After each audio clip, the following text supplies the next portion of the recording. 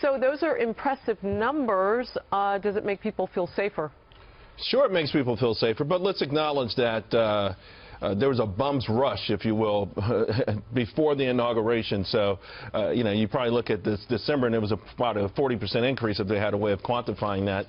But listen, I think people outside of this country probably take Donald Trump more seriously than a lot of people in this country. And they understand whether you're a terrorist who wants to come here or you're just an illegal person who wants to come and find a job here, whatever it is, that he's serious about this. And some of them aren't going to waste their time because they know that laws that had not been enforced before, like border laws, are now being enforced. So the reason I started with national security is because that's why the president said it was urgent for him to put forth an executive order. That's not to intimate that everybody coming across our southern border is going to be dangerous. Obviously not.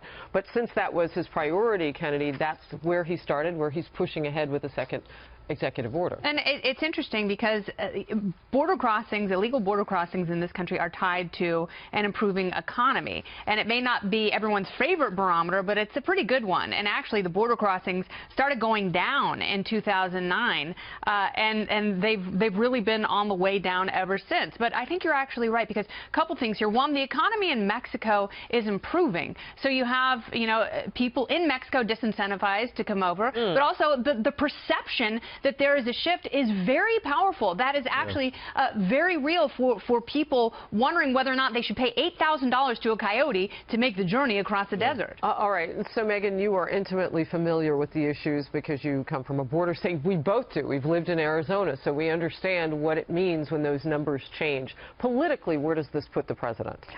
Fantastic. And whether or not he deserves the credit for this, he will get it. It will be a great thing to run on coming up in the midterm elections. I think it's as simple as when you make a grand statement that a new sheriff is in town, laws will be enforced, catch and release will no longer take place.